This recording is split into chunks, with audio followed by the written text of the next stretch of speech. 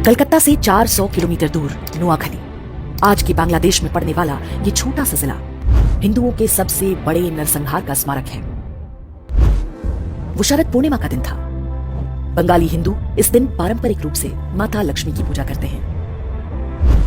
इसे बंगाल में कोजागरी पूजा के नाम से जाना जाता है। 10 अक्टूबर वर्ष 1946, स्थान नोआखली, बंगाल। सूफी दरगाह दायरा शरीफ के खादिम पीर गुलाम सरवर ने 20,000 मुसलमानों को संबोधित करते हुए कहा, अपने खेतों में तुम जो चावल उगाते हो उसे कौन खाता है?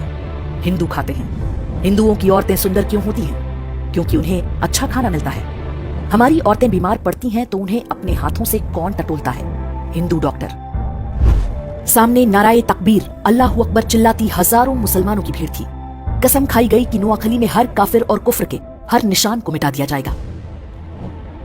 बिल्कुल वैसे ही जैसे लगभग 2 महीने पहले कलकत्ता में डायरेक्ट एक्शन डे के नाम से हुआ था। कलकत्ता की ही तरह हाथों में चाकू और गंडासे लिए जिहादी भीड़ ने चुन चुन कर हिंदू पुरुषों को मारना और हिंदू महिलाओं से बलात्कार शुरू कर दिया। हिंदुओं की दुकानों और मकानों में आग लगाया जाने लगा। हिंदुओं से कह दिया गया था कि जिंदा रहना है तो उन्हें इस्लाम को भूलना होगा। जस्टिस जीडी खोसला ने भारत के विभाजन पर अपनी पुस्तक स्टर्न रेकनिंग में लिखा है, भीड़ ने नारायणपुर के जमींदार सुरेंद्र नाथ बोस के मकान पर हमला बोला। वे परिवार के साथ छत पर चले गए। दंगाइयों ने घर में आग लगा दी। घर जलने लगा तो सुरेंद्र बाबू ने छत से छलांग लगा दी। वे दंगाइयों के सामने ही गिरे। उन्मादी मुसलमानों ने उनके शरीर के टुकड़े टुकड़े कर डाले और उनका कटा हुआ सिर पास में ही खड़े पीर गुलाम सरवर को भेंट किया। ऐसा नहीं है कि नोआखली के हिंदुओं ने प्रतिरोध नहीं किया। हिंदू महासभा के नेता और वकील राजेंद्र लाल रॉय चौधरी ने लोगों को संगठित करके संघर्ष का प्रयास किया, लेकिन वे सफल नहीं हो पाए। उनके घर को भी जला दिया गया। मजहबी दंगाई राजेंद्र लाल रॉय चौधरी को अपने साथ ले गए। बाद में उनका कटा हुआ सिर सूफी गुलाम सरवर को पेश किया गया। उनकी 2 बेटियों को मौलवियों ने आपस में बांट लिया। कलकत्ता में डायरेक्ट एक्शन डे के विरोध में गोपाल पाठा ने हथियार उठाया था। उनका प्रतिरोध सफल रहा था क्योंकि कलकत्ता में हिंदुओं की जनसंख्या अधिक थी, जबकि नोआखली में हिंदू मात्र 20% थे, जबकि मुसलमान 80% थे। तब जो नोआखली में हुआ वो आज हम कश्मीर से लेकर केरल और कैराना तक में आए दिन देखते हैं। 10 अक्टूबर 1946 को शुरू हुआ ये हिंदू नरसंहार चलता रहा और बाकी देश में किसी को कुछ भी पता नहीं चलने पाया। 15 अक्टूबर को नोआखली नरसंहार की सूचना दिल्ली पहुंची।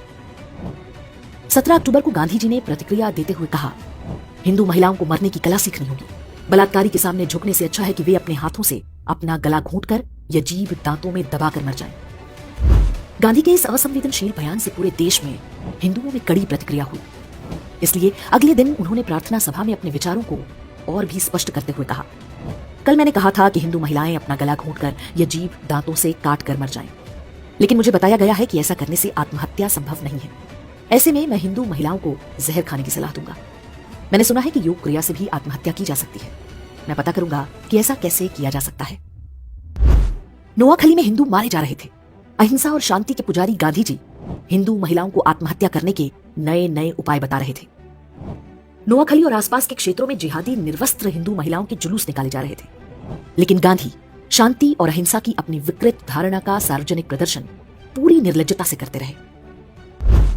19 अक्टूबर को कलकत्ता के अमृत बाजार पत्रिका में एक समाचार छपा जिसमें नोआखली के विभूति भूषण दास के हवाले से शीर्षक दिया गया, वी ऑल हैव बिकम मुस्लिम।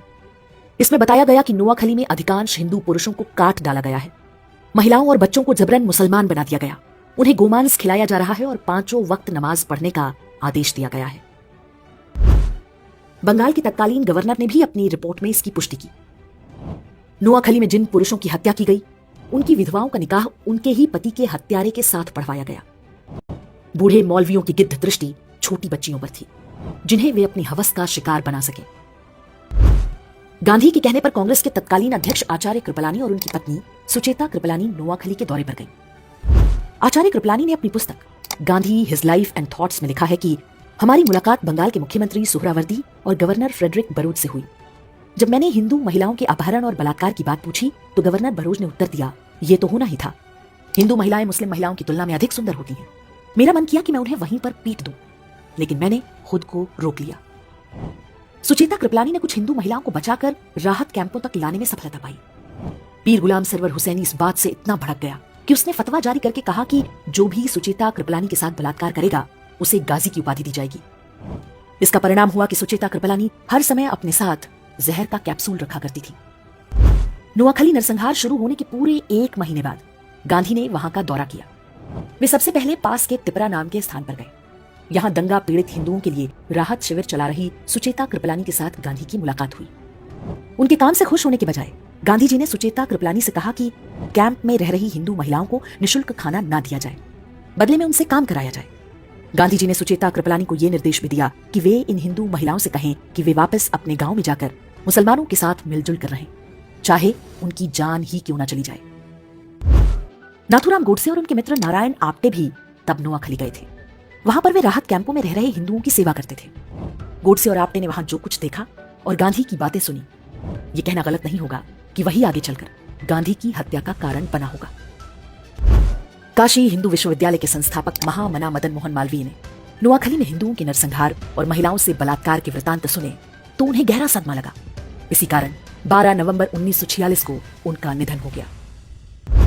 स्वतंत्रता के बाद बंगाल के पहले मुख्यमंत्री बने प्रफुल्ल चंद्र घोष ने अपनी पुस्तक Gandhi as I saw him में लिखा है, गांधी जी ने एक युवा से पूछा कि नोआखली में हिंदुओं और मुसलमानों की जनसंख्या का अनुपात क्या है। युवा ने उत्तर दिया, हिंदू 20% हैं और मुसलमान 80%। गांधी जी ने पूछा, जमीनें किस अनुपात में हैं? युवक ने बोला, 80% जमीनें हिंदुओं की हैं और 20% मुसलमानों की। तब गांधी ने कहा, संघर्ष का असली कारण यही है। अर्थात जिस व्यक्ति को राष्ट्रपिता बताकर देश पर थोप दिया गया, उसने जिहादियों के हाथों हिंदुओं के नरसंहार को आर्थिक असमानता से जोड़ दिया, जबकि नोआखली में रहने वाले हिंदुओं में बड़ी संख्या अनुसूचित जातियों की भी थी। ये लोग बहुत निर्धन थे। जिहादियों ने उनके भी पुरुषों की हत्या की और महिलाओं के साथ बलात्कार किया। लेकिन गांधी का ध्यान केवल जिहादी हिंसा का बचाव करने पर था। इसमें वो बहुत हद तक सफल भी रहे। स्कूली इतिहास की पुस्तकों में भी नोआखली नरसंहार को अमीर और गरीब के संघर्ष की तरह दिखाया जाता है। आज भी देश में अधिकांश लोग नहीं जानते कि नोआखली में क्या हुआ था और कैसे। वही हत्यारी मानसिकता आज भी देश भर में फल फूल रही है। 15 अगस्त 1947 को देश स्वतंत्र हो गया। बंटवारे में नोआखली पूर्वी पाकिस्तान के हिस्से में चला गया। वहां पर हिंदुओं का नरसंहार जारी रहा। अब तो कोई रोकने टोकने वाला नहीं था। आधिकारिक आंकड़ों के अनुसार इस नरसंहार में 5000 हिंदुओं की हत्या हुई। हालांकि दावा किया जाता है कि वास्तविक संख्या 50,000 से कम नहीं होगी। वर्ष 1946 में नोआखली में लगभग 4 लाख हिंदू रहते थे। उनमें से 95% को बलपूर्वक इस्लाम कबूल करना पड़ा। शरद पूर्णिमा या कोजागरी के दिन माता लक्ष्मी के 8 रूपों की पूजा की जाती है। इन्हें अष्टलक्ष्मी कहते हैं। इनमें से एक रूप वीर लक्ष्मी का है।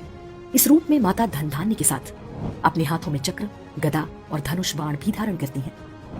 ये संदेश है कि धन तभी तक सुरक्षित है जब हाथों में शस्त्र और शास्त्र दोनों हों। शस्त्र केवल पूजने के लिए नहीं, प्रयोग के लिए है।